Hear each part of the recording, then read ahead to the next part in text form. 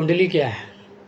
आसमान में ग्रहों की स्थिति अर्थात हमारे सौर मंडल में, हमारे आकाश मंडल में जो ग्रहों की स्थितियाँ होती हैं, कौन सा प्लैनेट कितनी डिग्री पे, कितने एंगल पे, कितनी दूरी पे, किस प्रकार की ऊर्जा का प्रवाह कर रहा है, गुरुत्वाकर्षण बल, मैग्नेटिक फील्ड, एक प्लैनेट का दूसरे प्लैनेट के बीच की दूरी, एक प्लैनेट का दूसरे प्लैनेट के बीच के एंगल, हमारी अर्थ भी इस सौर मंडल में शामिल है।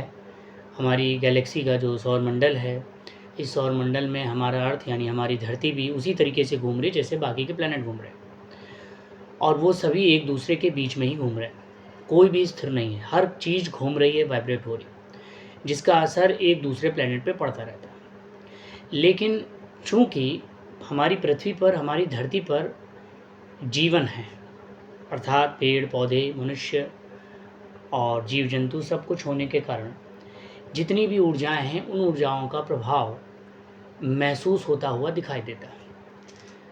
अगर हम सिर्फ मनुष्य की बात करें तो मनुष्य में जो कुल चक्र होते हैं, ऊर्जा चक्र, वो कुल 114 होते हैं।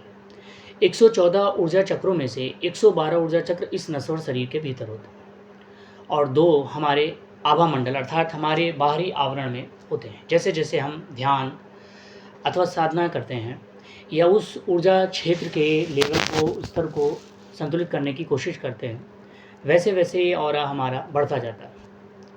परंतु इन सब चीज़ के बीच एक प्रश्न उठता है कि इस ऊर्जा क्षेत्र और इस ऑरा का उन ग्रहों, उन प्लैनेट से क्या कनेक्शन?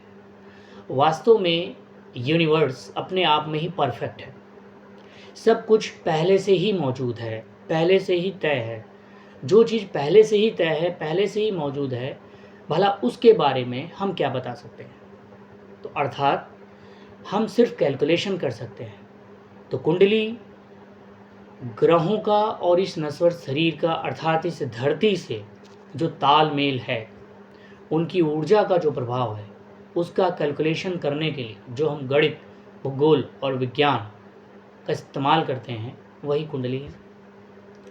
ज्योतिष शास्त्र में जब भी हमें एक ग्रह के दूसरे ग्रह के प्रति का कोण, एक ग्रह से दूसरे ग्रह के प्रति दूरी, एक ग्रह दूसरे ग्रह के कितने नज़दीक अथवा किस तरीके की ऊर्जा का प्रवाह कर रहा है, जब ये जानना होता है, तब हम कुंडली अर्थात एस्ट्रोलॉजी का सहारा लेते हैं।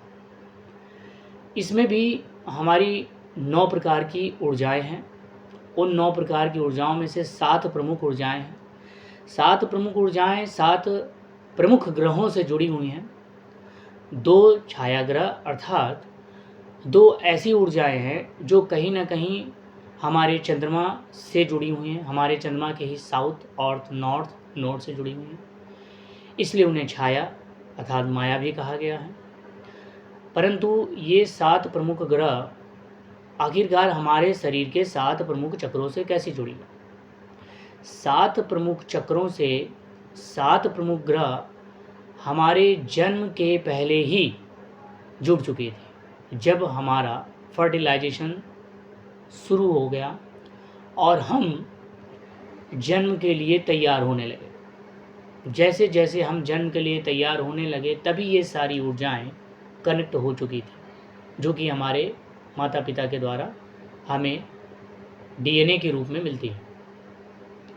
अब जैसे ही हम गर्भ के बाहर आते हैं, ये समस्त 9 प्रकार की प्रमुख ऊर्जाओं का कनेक्शन हमारे शरीर के सूक्ष्म ऊर्जाओं से और 7 प्रमुख चक्रों से हो जाता है। उस वक्त ये तय होता है कि हर ग्रह जिस भी पोजीशन में था या जितनी भी दूरी पे था या उसकी ऊर्जा कितना एंगल बना रही थी, उसके आधार पे ही हमारा ये शरीर का जो 7 प्रमुख चक्र है, वो कम अथवा ज़्यादा सक्रिय हो पाता है या फिर पूरी तरीके से ब्लॉक होता है, और उसी के आधार पर हमारा शरीर प्रभावित होता है, हमारा जीवन प्रभावित होता है। तो इस प्रकार हम कह सकते हैं कि कुंडली और ज्योतिष शास्त्र सिर्फ कैलकुलेशन।